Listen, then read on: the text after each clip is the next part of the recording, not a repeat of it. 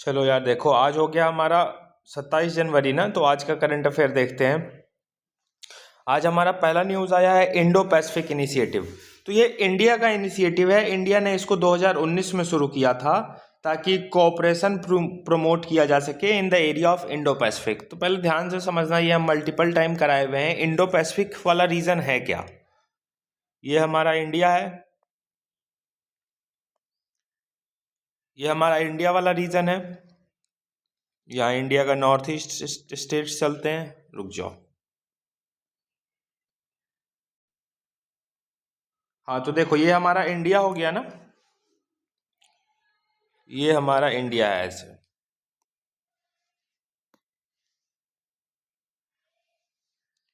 ये हमारा इंडिया हो गया। यहाँ पे हमारा इंडिया का नॉर्थ ईस्ट स्टेट्स है। और इसी से सटे हुए आगे ना ये वाला जो रीजन आता है, ये आसियान कंट्री का रीजन है। ठीक, ये आसियान कंट्री है और इधर ऊपर पूरा चाइना है। ये चाइना है, ये है हमारा साउथ चाइना सी। और फिर इधर आगे चले जाते हैं तो ईस्ट चाइना सी आता है। और यही जो पूरा चैनल है ना, यहाँ साइड में फिर आगे जाओगे तो ऑस्ट्रेलिया है। यही पूरा चैनल जो है इंडो पैसिफिक कहलाता है। इंडो से लेकर इंडियन से लेकर पैसिफिक ओशन तक का चैनल, यही पूरा इंडो पैसिफिक कहलाता है। ठीक, ये है पूरा इंडो पैसिफिक। बीच में ये आसियान कंट्रीज, ये चाइना, ये साउथ चाइना सी, ये ईस्ट चाइना सी, यहाँ ऑस्ट्रेलिया। और फिर ऊपर इस तरफ इस कोने में चले जाएंगे तो जापान ऑस्ट्रेलिया आ जाता है। तो क्वाड वाला डायग्राम भी तुमको भी हम जून वाले रिवीजन में कराएंगे और आगे मल्टीपल टाइम वो आया हुआ है। तो अभी हमको इंडो पैसिफिक का काम है, तो इंडो पैसिफिक हम देख लिए। ये वाला जो पूरा रीजन है ना, इंडिया का इंडियन ओशन से लेकर ये ऑस्ट्रेलिया के पैसिफिक ओशन तक का जो पूरा कहानी है, ये इंडो पैसिफिक चैनल है। यही साउथ चाइना सी है, यही ईस्ट चाइना सी है, ये चाइना है, ये आसियान कंट्रीज है, वही थाईलैंड, मलेशिया, कंबोडिया वाले। ठीक, चलो अब आगे देखो। अब देखो, इस इंडो पैसिफिक इनिशिएटिव को इंडिया ने 2019 में शुरू किया था ताकि इसी इंडो पैसिफिक रीजन जो तुमको अभी दिखाए हैं, उस इंडो पैसिफिक रीजन में कॉपरेशन प्रमोट की जा सके। ठीक, और अभी हाल में, अभी ये न्यूज़ में क्यों आया है? तो अभी आज ये न्यूज़ में इसलिए आया है क्योंकि स्पेन ने इस इंडिया के इंडो पैसिफिक इनिशिएटिव को अभी हाल में ही ज्वाइन किया है। स्पेन ने हाल ही में साइन किया है कि हाँ, हम इस इनिशिएटिव के पार्ट बनना चाहते हैं। ये इनिशिएटिव नॉन ट्रीटी बेस्ड है, इसकी कोई ट्रीटी नहीं है। ये वॉलेंट्री पार्टिसिपेशन देता है, मतलब अगर आपकी इच्छा है तो ज्वाइन कीजिए, नहीं तो नहीं कीजिए, ताकि कॉपरेशन प्रमोट किया जा सके और ओवरऑल मैरीटाइम कॉपरेशन हमारा अच्छा हो। ये मिलिट्री अलायंस नहीं है, ध्यान रखना, मिलिट्री अलायंस ये नहीं है। इसका एम क्या है कि safe, secure, open Indo Pacific हो। मतलब जो ये इंडो पैसिफिक रीजन है हमारा, ये सेफ हो, ओपन हो, मतलब सबके लिए खुला हो, सब इसमें आ जा सके और सिक्योर रहे। तो ये safe, secure, open Indo Pacific पहला इसका एम है। दूसरा ये है rule based maritime order. Maritime order मतलब समुद्री जो ऑर्डर चल रहा है, समुद्र वाला जो रेगुलेशन है, उसमें रूल बेस्ड बिल्कुल सब कुछ चले, रूल बेस्ड गवर्नेंस हो, किसी एक कंट्री की डोमिनेंस ना हो, जैसे चाइना कर रहा है ना साउथ चाइना सी में। और वो बार बार क्लेम करता है 10 डैश लाइन, 9 डैश लाइन बनाकर कि ये इतना एरिया मेरा है। तो वैसा कोई बिना लॉ के काम ना हो, रूल बेस्ड ऑर्डर हो पूरे मैरीटाइम ऑर्गेनाइजेशन में।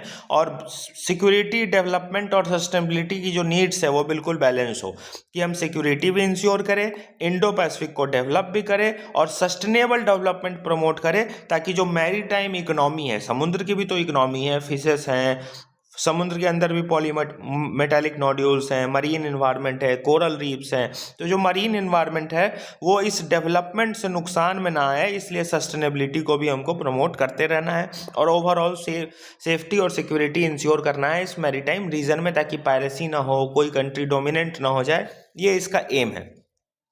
अब इसके 7 पिलर्स हैं। देखो, इंपॉर्टेंस ऑफ इंडो पैसिफिक पूछेगा ना, तो ये तुम्हारे 7 पॉइंट्स भी हैं। ठीक, देखते जाना कैसे। ये 7 पॉइंट्स तुम्हारे ऑलरेडी बने हुए हैं इंपॉर्टेंस पे, या फिर benefits of Indo Pacific initiative का, जो कि इसके 7 की पिलर्स हैं। अब इसमें 7 की पिलर्स दिए हुए हैं और सातों की पिलर्स के लिए अलग अलग कंट्री को स्पेसिफिक लीडर बनाया गया है। जैसे कि मैरीटाइम सिक्योरिटी पहला पिलर है, इसको कौन इंश्योर करेगा? यूके और इंडिया। फिर से मैरीटाइम इकोलॉजी, कि समुद्र की जो इकोलॉजी है, एनवायरनमेंट है, उसका ध्यान रखना, इसको कौन इंश्योर करेगा? Australia, Thailand. Resource, maritime resources है ना, पॉलीमेटेलिक नोड्यूल्स हैं, अलग अलग हाइड्रोकार्बन्स है समुद्र के अंदर, तो उस रिसोर्सेस का सही से एलोकेशन कौन देखेगा? फ्रांस और इंडोनेशिया। अब बहुत सारे इंडो पैसिफिक इनिशिएटिव में ऐसे कंट्री हैं जो उतने डेवलप्ड नहीं हैं, डेवलपिंग नेशंस हैं, तो उनकी कैपेसिटी बिल्डिंग करना है और उनके साथ रिसोर्स शेयरिंग करना है ताकि वो भी डेवलप्ड हो। तो ये इसके लिए जर्मनी को लीडर बनाया गया है ताकि ये इंश्योर किया जा सके। Disaster risk reduction and management, Indo Pacific region में सुनामी, फिर से साइक्लोन्स, ये सब आने के भी खतरे रहते हैं, आते ही रहते हैं, तो उससे जो डिजास्टर आता है उससे उस रिस्क को हमको कम करना है और डिजास्टर मैनेजमेंट को इंश्योर करना है। इसके लिए लीडर वापस से इंडिया और बांग्लादेश को बनाया गया है। तो इंडिया 2 जगह लीडर है, मैरीटाइम सिक्योरिटी में भी, डिजास्टर रिस्क में भी ध्यान रखना। फिर से साइंस एंड टेक और एकेडमिक कॉपरेशन में इटली और सिंगापुर को एक साथ लाया गया है ताकि रिसर्च एंड डेवलपमेंट करते रहे, एकेडमिक कोलैबोरेशन करते रहे कि और बेटर इंडो पैसिफिक में गवर्नेंस कैसे हो सकता है और सस्टेनेबल अप्रोच के साथ हम डेवलपमेंट कैसे कर सकते हैं। ये इसका हमारा छठा पिलर हो गया। और लास्ट पिलर कि ये पूरा इतना बड़ा समुद्र का चैनल है, इंडिया से लेकर ऑस्ट्रेलिया के पैसिफिक ओशन तक, तो यहाँ ट्रेड होगी, कनेक्टिविटी होगी, मैरीटाइम ट्रांसपोर्ट होगा। तो ट्रेड, कनेक्टिविटी, मैरीटाइम ट्रांसपोर्ट अच्छे से बने रहे, इसकी जिम्मेदारी जापान और यूएस को दी गई है। तो इसके 7 पिलर्स हो गए। बेनिफिट्स अगर तुमसे पूछ देगा इंडो पैसिफिक का तो तुम आराम से बताना कि ये मैरीटाइम सिक्योरिटी इंश्योर करेगा, मैरीटाइम इकोलॉजी का ध्यान रखेगा, इन्वायरमेंट प्रोटेक्शन करेगा, मरीन इकोसिस्टम को प्रिजर्व करेगा, फिर से मरीन रिसोर्सेज जो हैं उसका इक्विटेबल शेयरिंग ये करेगा, कैपेसिटी बिल्डिंग कराएगा, रिसोर्स शेयरिंग करेगा ताकि जो डेवलपिंग नेशंस हैं, लीस्ट डेवलपिंग नेशंस हैं, वो डेवलप हो सके। डिजास्टर मैनेजमेंट में भी ये काम कर रहा है, रिसर्च एंड डेवलपमेंट को भी प्रमोट कर रहा है और ट्रेड एंड कनेक्टिविटी को भी प्रमोट कर रहा है। तो इंडो पैसिफिक के जो 7 पिलर्स हैं वही तुम्हारे बेनिफिट्स ऑफ इंडो पैसिफिक हो जाएंगे और कौन कौन कंट्री की क्या लीडरशिप है वो तुमको बता दी है। ठीक, अब तुमको बेनिफिट्स समझ में आ गया इंडो पैसिफिक का, तो इस इंडो पैसिफिक के चैलेंजेस भी हैं। चैलेंजेस क्या क्या है? चाइना का एक्सपेंशन। चाइना का एक्सपेंशन देखो कैसे है, ये हमारा वापस से देखो इंडिया हो गया, ये हमारा आसियान कंट्री ऐसे चलता है, ये हमारा ऐसे चाइना है, ऐसे पूरा यहाँ ऑस्ट्रेलिया है, और ये वाला जो पूरा चैनल है ये है Indo Pacific region, IPR, Indo Pacific region इसको हम कहते हैं, या फिर IOR भी। IOR इस रीजन को कहते हैं, IOR में कंफ्यूज मत होना, ये IPR ही है, इंडिया से लेकर पैसिफिक ओशन ऑस्ट्रेलिया तक का। ठीक, और ये सिर्फ IOR लिखा आएगा ना तो तुम समझना ये बस इतनी बात कर रहा है, इंडियन ओशन रीजन की बात कर रहा है। IPR है तो इंडो पैसिफिक रीजन, पूरा पैसिफिक ओशन तक ये गया हुआ है। तो ये हमारा इंडिया, ये आसियान कंट्रीज, वापस से आसियान, ये चाइना है। अब यहाँ साउथ चाइना सी है, यहाँ ईस्ट चाइना सी है, आगे फिर वहीं ताइवान और वो फिलीपींस वाला कंट्री आता है। तो चाइना यहाँ 9 डैश लाइन बना रहा है, ऐसे ऐसे इमेजिनरी लाइन से ही है। बना क्या रहा है? बना लिया है, इनफैक्ट वो तो अब 10 डैश लाइन बना लिया है, ऐसे इमेजिनरी लाइन्स वो बनाता है। ये कोई रियल लाइन एग्जिस्ट नहीं कर रहा है, ऐसे डैश डैश देकर, ऐसे ऐसे ऐसे ऐसे ऐसे डैश देकर वो इमेजिनरी लाइंस बना दिया है और ऐसे 10 डैश दिया है इसी को। और वो क्लेम करता है कि ये पूरा साउथ चाइना सी का जो रीजन है ये मेरा है, इसी को हम चाइना का एक्सपेंशन बोलते हैं। और ये 9 डैश लाइन, 10 डैश लाइन यही है। तो चाइना बहुत ज़्यादा एक्सपेंड कर रहा है, ऊपर से चाइना डेब्ट ट्रैप में भी तो कंट्री को फंसा रहा है। यहाँ एक श्रीलंका देश है, श्रीलंका का हम्बनटोटा पोर्ट लीज पे ले लिया और अपना मिलिट्री व्हीकल्स यहाँ पे लाकर रखता है ताकि इंडिया पे सर्वेलांस कर सके। तो ये तो safe, secure, open Indo Pacific ocean के खिलाफ है ना। ये देखो, ये जो इसका पहला पिलर है safe, secure, open Indo Pacific, ये तो इसके खिलाफ है। और इसी चाइना के एक्सपेंशन को काउंटर करने के लिए तो हम क्वाड भी लाए थे ना, वो जो चाइना एक्सपेंड कर रहा है। तो सबसे बड़ा चैलेंज तो ये है कि चाइना एक्सपेंड कर रहा है, साउथ चाइना सी में वो 10 डैश लाइन बना दिया है, कहता है मेरा है। फिर से आज की जो जियोपॉलिटिकल राइवलरीज चल रही हैं, जैसे कि जियोपॉलिटिकल राइवलरीज चल रही है यूएस और चाइना की, ही दोनों आपस में टसन में लगे हुए हैं। तीसरा, आज का जो ग्लोबल ऑर्डर है वो फ्रेगमेंटेड है, टूटा हुआ है। यूएस की अनप्रिडिक्टेबिलिटी पहला देख लो। दूसरा देखो, यहाँ बांग्लादेश को मिला है डिजास्टर मैनेजमेंट की जिम्मेदारी इंडिया के साथ, और यहाँ बांग्लादेश में सरकार ही नहीं है, तो कितना बड़ा चैलेंज है। तो आज का जो ग्लोबल ऑर्डर है वो बिल्कुल फ्रेगमेंटेड हो चुका है, यूएस बिल्कुल प्रिडिक्टेबल हो गया है। इसीलिए तो देखो इस बार की क्वाड की भी समिट नहीं हुई है। क्वाड की मीटिंग इंडिया में होने वाली थी ना, नहीं हुई ना, तो क्वाड भी डिफंक्शनड हो गया है। अब ये क्यों हुआ है? ताकि क्योंकि इंडिया और यूएस के रिश्ते थोड़े से स्टेंड हैं, स्टेंड मतलब जंग लग गए हैं, तो थोड़े से धीमे पड़ गए हैं इंडिया यूएस के रिश्ते, क्योंकि यूएस अनप्रिडिक्टेबल हो गया है।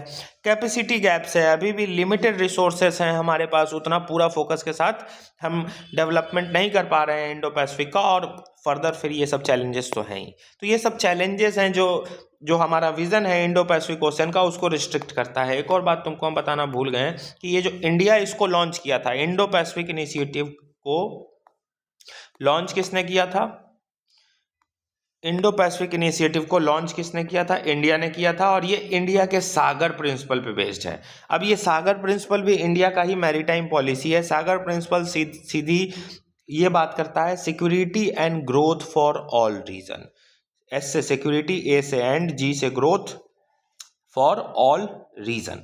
तो सागर यही है कि सबके लिए सिक्योरिटी हो, सबके लिए ग्रोथ हो, इंडिया का सागर प्रिंसिपल यही है। तो इसी सागर प्रिंसिपल्स पे ये इंडो पैसिफिक बेस्ड है, या इंडिया की जो ओवरऑल हमारी मैरीटाइम पॉलिसी है ना, वो सागर प्रिंसिपल पे ही बेस्ड है। ये ध्यान रखना। अभी हम इंटरनल सिक्योरिटी में तुमको ये सागर प्रिंसिपल मैरीटाइम सिक्योरिटी डिटेल में कराएंगे, ठीक। तो ये इसके चैलेंजेस हो गए। अब तुमको हम इंडो पैसिफिक का बेसिक्स बता दिए कि कैसे वो बना, कौन बनाया, इंडो पैसिफिक के 7 की पिलर्स क्या क्या हैं, और यही इस तुम्हारे बेनिफिट्स भी बनेंगे पॉइंट में, ठीक। चैलेंजेस आज के डेट में क्या हैं समझा दिए, मैप बनाकर दिखा दिए। मैप कभी भी बनाना हो इंडो पैसिफिक का, कोई दिमाग मत लगाना, दो ऐसे निकालना चिड़िया का चोंच, ऐसे करना, ये हमारा इंडिया हो गया, सीधा ऐसे दिखाना, ये आसियान हो गया, और इसी को ऐसे दिखा देना, ये चाइना हो गया। ये आसियान, ये इंडिया, ये चाइना। रुक जाओ यार, मैप बनाने में ना कभी परेशान मत होना। ये ऐसे इंडिया, यहीं से ऐसे हमारा साउथ, ये आसियान कंट्रीज, आसियान, और ये पूरा ऐसे हमारा चाइना, साउथ चाइना सी, ईस्ट चाइना सी, आगे फिर इधर ताइवान, इधर जापान, यहाँ ऑस्ट्रेलिया, और ये पूरा इंडो पैसिफिक। इतना ही बनाना है तुमको, इंडो पैसिफिक रीजन बन गया एकदम। ये परफेक्ट मैप बनाया, जाके तुम देख लो, यही है हमारा। ये आसियान कंट्रीज हैं, ये चाइना है, ठीक। ये हमारा इंडियन ओशन, ये बे ऑफ बंगाल, ये अरेबियन सी, यहाँ चाइना का साउथ चाइना सी, ये ईस्ट चाइना सी, इसी बीच में से ताइवान स्ट्रेट आता है, यहीं पे एक ताइवान देश है, फिर इधर यहाँ पे फिलीपींस एक देश है, ठीक। तो उतना डिटेलिंग करने की जरूरत नहीं है तुमको, आसियान और चाइना बस बनाना है इंडिया के साथ, और नीचे इंडो पैसिफिक दिखा देना है। तो मैप दिखा दिए। अब इस चैलेंजेस का उल्टा करते जाओ कि रूल बेस्ड ऑर्डर को प्रमोट करेंगे, जियोपॉलिटिकल राइवलरीज जो है उसको ख़त्म करेंगे, फ्रैगमेंटेड ग्लोबल ऑर्डर जो है तो मल्टीलैटरल डायलॉग से हम ग्लोबल पीस एस्टेब्लिश करने की कोशिश करेंगे, क्वाड को वापस से रिवाइव करने की कोशिश करेंगे, जो कैपेसिटी गैप्स है उसको फुलफिल करेंगे, जो लीस्ट डेवलपिंग कंट्रीज हैं उनको सपोर्ट करेंगे। तो ये सब हमारे वे फॉरवर्ड बन जाएंगे, सीधी सी बात बन जाएंगे ना। और इस पर हम मल्टीपल टाइम आंसर राइटिंग कर भी चुके हैं। तो ये हमारा पूरा एक मेंस के डायमेंशन से इंडो पैसिफिक इनिशिएटिव तैयार हो गया। अब देखो, ये जो इंडो पैसिफिक इनिशिएटिव है, इंडिया ने अनाउंस किया था 2019 में, लेकिन कहाँ पे किया था? तो ईस्ट एशिया समिट में किया था। तो थोड़ा सा ईस्ट एशिया समिट भी देख लो। तुमको हम ईस्ट एशिया समिट पहले से भी कराए हैं, लेकिन ईस्ट एशिया समिट भी देख लो। ये ईस्ट एशिया समिट है क्या? तो ये ईस्ट एशिया समिट देखो, ईस्ट एशिया समिट 2005 से शुरू हो गया था, और जो आसियान कंट्रीज अभी तुमको दिखाए ना, ये इंडिया और ये ऐसे जो आसियान कंट्रीज है, इन्हीं आसियान कंट्रीज ने ये ईस्ट एशिया समिट शुरू किया था। और ये इकलौता ओनली लीडर लेड फोरम है। ओनली लीडर लेड फोरम मतलब ये इकलौता ऐसा फोरम है जिसमें देश के लीडर्स इन्वॉल्व हैं पूरे इंडो पैसिफिक चैनल में, जो कि सारे की पार्टनर्स को क्लोज लाते हैं ताकि वो political, security, economic issue discuss कर सके। नहीं समझ में आया? फिर से समझो। देखो, India, ASEAN, China, Indo Pacific, ये पूरा ऐसे इंडो पैसिफिक, ठीक। IPR, Indo Pacific region. अब इस यहां से लेकर यहां, ये गोल दिख रहा है, इस तरफ रुको, ग्रीन से दिखाए। अब इस रीजन से लेकर यहाँ तक का जो रीजन है इंडो पैसिफिक है। तो इस पूरे इंडो पैसिफिक में ये मात्र एक ऐसा ईस्ट एशिया समिट है जिसमें लीडर्स इन्वॉल्व होकर आते हैं और वो पॉलिटिकल सिक्योरिटी और इकोनॉमिक इशू डिस्कस करते हैं इस इंडो पैसिफिक के लिए इस पूरे चैनल में। तो ये मात्र एक इकलौता ऐसा लीडर का प्लेटफॉर्म है, ये ध्यान रखना, पॉइंट वो कहना ये चाहता है। ठीक, क्लियर हो गया। आगे देखो, अब पहली बार ये ईस्ट एशिया समिट का प्रपोजल किसने दिया था? तो महाथीर मोहम्मद 1991 में मलेशिया की ये प्राइम मिनिस्टर थे। इन्होंने पहली बार बोला था कि ईस्ट एशिया समिट होना चाहिए, लेकिन इसकी शुरुआत 2005 से हुई थी। पहली समिट ईस्ट एशिया समिट की कहाँ हुई थी? तो कुआलालंपुर मलेशिया में ही की गई थी 2005 में। अब ईस्ट एशिया समिट में मेंबर्स कितने हैं? तो 18 मेंबर्स हैं। 10 तो आसियान मेंबर हैं, ये जो आसियान कंट्री जैसे दिखाए हैं ना, ये जितने आसियान मेंबर हैं वो इसके मेंबर हैं आसियान ईस्ट एशिया समिट के। तो 10 तो ये आसियान कंट्रीज हैं, क्योंकि ये आसियान कंट्रीज का ही तो इनिशिएटिव है। और इसके 8 डायलॉग पार्टनर्स हैं। डायलॉग पार्टनर्स कौन कौन है? Australia, China, India, New Zealand, representation of Korea, US और जापान। तो ये इसके डायलॉग पार्टनर्स हैं। ठीक है, चलो 10 और 8 ये। दूसरा देखो, ये हमारा बेसिक फैक्ट था ईस्ट एशिया समिट का। वैसे अभी हम तुमको आसियान और ये करा भी चुके हैं ईस्ट एशिया समिट कुछ दिन पहले, अक्टूबर वाले करंट अफेयर में। तो ये ईस्ट एशिया समिट आज क्यों आया है न्यूज़ में? ईस्ट एशिया समिट न्यूज़ में नहीं आया है। East Asia summit extra information है। क्यों एक्स्ट्रा इन्फॉर्मेशन है? क्योंकि इंडिया ने जो ये इंडो पैसिफिक इनिशिएटिव को लॉन्च किया था ना, ये कहाँ लॉन्च किया था? ईस्ट एशिया के समिट में लॉन्च किया था। 2019 की ईस्ट एशिया समिट हो रही थी, इसी में इंडिया भी एक डायलॉग पार्टनर है ना। तो एक डायलॉग पार्टनर इंडिया है, तो इंडिया ने अनाउंस कर दिया कि हम लेकर आ रहे हैं इंडो पैसिफिक इनिशिएटिव। ठीक, तो इसीलिए तुमको हम पूरा इंडो पैसिफिक इनिशिएटिव कराए, क्योंकि ये आज न्यूज़ में था, क्योंकि स्पेन ने अभी हाल में साइन किया है। तो इंडो पैसिफिक कराए, तो ये भी हल्का बता दिए कि ईस्ट एशिया समिट क्या है। ये थोड़ा सा इसका बेसिक प्रीलिम्स फैक्ट देख लो, पहले किया हुआ है वैसे, ये दोनों सब किया हुआ है टॉपिक। न्यूज़ तो बस आज इतना था कि स्पेन ने इंडो पैसिफिक चैनल ज्वाइन किया है, हमको उतना ही पढ़ना था, उससे ज़्यादा का जरूरत नहीं था। पहले 4-5 बार किया हुआ है वो, और ज़्यादा बार 5-7 बार तो कराए हैं तुम लोगों को बस। दूसरा, कन्वेंशन अगेंस्ट साइबर क्राइम। ये यूनाइटेड नेशन का एक कन्वेंशन है, United nation convention against cyber crime. इसको हम बुडापेस्ट कन्वेंशन भी कहते हैं। ठीक, ये ध्यान रखना, इसको हम बुडापेस्ट कन्वेंशन भी कहते हैं। और इसका एम क्या है? एम ये है ताकि हम साइबर लॉज में हारमोनी लेकर आ सके पूरे वर्ल्ड में, और इंटरनेशनल कॉपरेशन को इंश्योर किया जा सके। Aims to harmonise cyber crime laws and improve international cooperation. तो जो साइबर क्राइम लॉज हैं उसको हारमोनाइज किया जा सके, और इंटरनेशनल कॉपरेशन जो साइबर क्राइम में होते हैं, साइबर क्राइम जो होते हैं उसमें इंटरनेशनल कॉपरेशन को प्रमोट किया जा सके। क्योंकि साइबर क्राइम बाउंड्रीज थोड़ी देखेगी, यूएस का बैठा हैकर इंडिया में बवाल मचा देगा, तो इंटरनेशनल कॉपरेशन की ज़रूरत है।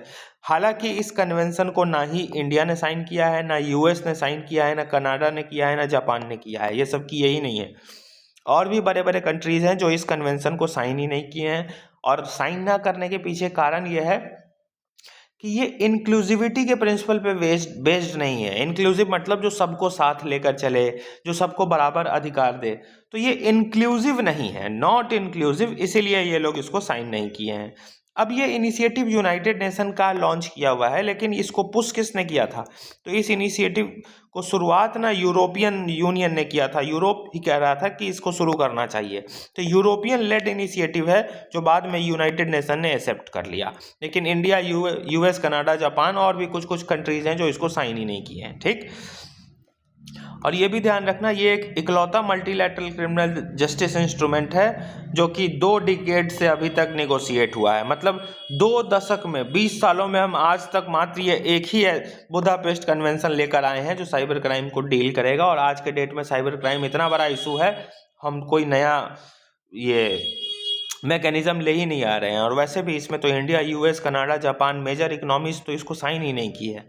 तो ये एक दिक्कत है कि हम 2 डेकेड्स में मात्र ये इकलौता एक मल्टीलैटरल कन्वेंशन लेकर आए हैं, क्रिमिनल जस्टिस इंस्ट्रूमेंट लेकर आए हैं फॉर साइबर क्राइम। उसमें भी कंसर्न ये है कि इंडिया, यूएस, जापान, कनाडा ने तो साइन ही नहीं किया है। और 2 डिकेड मतलब 20 साल में मात्र एक ठो लाओगे, और वो साइबर क्राइम जबकि इतना बड़ा ये आज के डेट में इशू बन गया है, तो इसको अपडेट करते रहने की ज़रूरत है। ये बेसिक फैक्ट थोड़ा ध्यान रखना। तीसरा टॉपिक कुछ नहीं है। अभी हम कल 77th रिपब्लिक डे सेलिब्रेट किए हैं, तो वो जो स्पीच होती है प्रेसिडेंट की, उसमें उन्होंने कुछ की टर्मिनोलॉजीज के बारे में बोला है, उसको देख लेना है। सेल्फ रिलायंट पे फोकस किया है कि भारत को विकसित भारत बनना है, इंडिपेंडेंट बनना है। फिर उन्होंने इंडिया का रोल बताया है कि इंडिया का रोल क्या है, कि ये मैसेंजर ऑफ पीस है हमारा देश, और स्टेबिलिटी, मतलब इंडिया मैसेंजर ऑफ पीस है, शांति को प्रमोट करेगा, स्टेबिलिटी को प्रमोट करेगा पूरे दुनिया में। ये इंपॉर्टेंट फैक्ट है, ये मतलब हाई चांस है कि प्रीलिम्स में आएगा। अभी प्रेसिडेंट ने अपने स्पीच में वंदे मातरम का भी जिक्र किया है। वंदे मातरम बहुत न्यूज में आया है अक्टूबर में, हम तुमको 4 से 5 बार कराए हैं। और ये वंदे मातरम जो हमारा नेशनल सॉन्ग है ना, ये 150 साल इसका पूरा हो गया है इसके क्रिएशन में। तो ये कौन बनाया, कितना कैसे बना, इसका ट्रांसलेशन किसने किया, ये सब तुमको हम कराए हुए हैं। तो वंदे मातरम को भी ट्रिब्यूट दिया है हमारी प्रेसिडेंट ने कि 150 साल इसका पूरा हो गया है, इसकी भी चर्चा की है अपने स्पीच में। और साथ ही साथ अभी हम हाल फिलहाल में सरदार वल्लभ भाई पटेल का 150वां एनिवर्सरी मनाए थे, तो प्रेसिडेंट ने उनको याद करके भी ट्रिब्यूट दी है। बस ये 4 बातें हैं उनके स्पीच की जो हमारे काम की है, और इस 4 बातों में से भी ये सबसे इंपॉर्टेंट है। बाकी ये दोनों तो हम पढ़ते ही रहते हैं, और ये भी पढ़े ही हुए हैं, अक्टूबर में इसकी पूरी कहानी डिस्कस्ड है। बस हाँ, ये इंपॉर्टेंट हो जाएगा हमारे प्रीलिम्स के लिए, ये जरूरी है। ठीक, अब यूरोपियन यूनियन के बारे में देख लो। तो इंडिया यूरोपियन यूनियन के सारे रिश्ते तुमको हम करा दिए, तुम लोग इस पे आंसर राइटिंग कर चुके हो। अब कुछ हिस्टोरिकल फैक्ट है, ये हिस्टोरिकल फैक्ट है, इसका करंट से कोई लेना देना नहीं है, पेपर में लिखा था इसलिए जान लो। तो यूरोपियन यूनियन बना कैसे, तो कहानी देखो। 1951 में सबसे पहले एक ट्रीटी ऑफ पेरिस साइन होता है, और 6 कंट्री मिलकर ये ट्रीटी ऑफ पेरिस साइन करते हैं। कौन कौन? Belgium, France, Germany, Italy, Luxembourg और नीदरलैंड। ये 6 कंट्री मिलकर ये ट्रीटी ऑफ पेरिस साइन करते हैं 1951 में। और इसी ट्रीटी के अकॉर्डिंग अंडर दिस ट्रीटी 1952 में European coal and steel committee बन जाता है, ECSC 1952 में बन जाता है। 1951 में ट्रीटी ऑफ पेरिस हुआ। 1952 में European coal and steel committee बन गया इसी ट्रीटी के अंडर। ठीक, और 1952 में ही यूरोपियन कोर्ट ऑफ जस्टिस भी एस्टेब्लिश हुआ था। तो यूरोपियन कोर्ट ऑफ जस्टिस भी 1952 में इसी ट्रीटी के अंडर एस्टेब्लिश हुआ था। ठीक, अब आगे बढ़ो। अब एक आता है मैस्ट्रिक्ट ट्रीटी। इस ट्रीटी को हम कहते हैं कि ये यूरोपियन यूनियन का ट्रीटी है, क्योंकि इसी ट्रीटी से बन गया हमारा यूरोपियन यूनियन। तो ये 1992 में हुआ था, और ये जो जितना ये यूरोपियन कोल कमिटी तुमने देखा है ना अभी, ये सब खत्म हो गया 1992 में, और ये सिंगल एक एंटिटी बना यूरोपियन यूनियन। और करंट में अभी इसके 27 मेंबर हैं। इसका हेडक्वार्टर अगर हम देखें तो ब्रुसेल्स में इसका इंस्टीट्यूशनल हेडक्वार्टर है, और इसका जो यूरोपियन कोर्ट है वो लग्जमबर्ग में है। और कुछ की टर्म्स और देखो, ये तो बेसिक यू के फैक्ट बता दिया। अब कुछ की टर्म्स देखो, एक टर्म है यूरोजोन। ये यूरोजोन क्या होता है? वैसे कंट्री जो यूरो को अपना करेंसी मानकर यूज करते हैं, उन कंट्रीज को हम बोलते हैं यूरोजोन, और वो अभी 21 मेंबर हैं। अभी हाल ही में एक देश ने यूरोजोन को ज्वाइन किया है, मतलब यूरो को अपनी करेंसी एक्सेप्ट किया है। बताओ वो देश कौन है? अभी कराए हैं, एक हफ्ता 10 दिन, एक हफ्ता तो नहीं, 10 दिन 15 दिन के बीच में तुमको हम एक कराए हैं कि एक कंट्री ने अभी हाल में ही यूरोजोन को ज्वाइन किया है। जरा बताओ हमको कौन है वो कंट्री। ठीक, लिख देना कमेंट में। ये सब व्यूज बढ़ाने की निंजा टेक्निक है, कमेंट बढ़ाने की निंजा टेक्निक है। अब तुम लोग इसका जवाब दोगे, देते नहीं हो वैसे, लेकिन दोगे अगर तो कमेंट करना पड़ेगा, तो मेरा वीडियो फेमस हो जाएगा, मैं एक दिन में अंबानी बन जाऊंगा। ठीक, चलो तो बताना ये यूरोजोन अभी रिसेंटली कौन ज्वाइन किया है। जोक से पार्ट वो पूछ सकता है कि रिसेंट मेंबर्स जिसने यूरोजोन को ज्वाइन किया है वो कौन है। लास्ट ईयर उसने ब्रिक्स से पूछा है ना कि रिसेंट मेंबर ब्रिक्स का कौन ज्वाइन हुआ है, तो वो पूछ सकता है यूरोजोन से कि अभी रिसेंटली यूरोजोन को किसने ज्वाइन किया है। तो बताना, हम तुमको कराएं करंट अफेयर में ही, कमेंट करो किसने ज्वाइन किया है। इंपॉर्टेंट है, जोक्स अपार्ट। और 2020 में एक चीज होती है ब्रेक्सिट, BREXIT। एग्जिट मतलब हट जाना, एग्जिट मतलब बाहर निकल जाना होता है ना, बाहर निकल जाओ, बोलते हैं ना बाहर निकल जाओ, गेट आउट। एग्जिट का मतलब गेट आउट। और BR से है ब्रिटेन, BRITAIN, ब्रिटेन मतलब वही यूके। तो 2020 में ब्रेक्जिट हो जाता है, मतलब यूरोपियन यूनियन से ब्रिटेन जो है एग्जिट कर जाता है, बाहर निकल गया। अब ब्रिटेन यूरोपियन यूनियन का पार्ट नहीं है। कहानी खत्म। ये तो यूरोपियन यूनियन का तुम लोग आंसर राइटिंग कर चुके हो। ट्रेड डील वो जो FTA साइन वगैरह होने वाला है ये सब हो चुका है, वो कंक्लूड भी हो चुका है, अच्छी खासी ट्रेड डील है, वो तो पहले से कहानी होनी थी। उसके की प्रोविजंस आएंगे 1-2 दिन में अभी कि क्या क्या फाइनली हुआ है, तो तुमको हम बताते जाएंगे। आज हिस्ट्री थी, हिस्ट्री करा दिए, बेसिक जो इंडिया यूरोपियन यूनियन के रिश्ते हैं वो करा दिए, तुम लोग आंसर राइटिंग कर चुके हो। 77th रिपब्लिक डे करा दिए, कन्वेंशन अगेंस्ट साइबर क्राइम जिसको हम बुदापेस्ट कन्वेंशन कहते हैं ये करा दिए, ईस्ट एशिया समिट करा दिए, इंडो पैसिफिक करा दिए। चलो टेक केयर।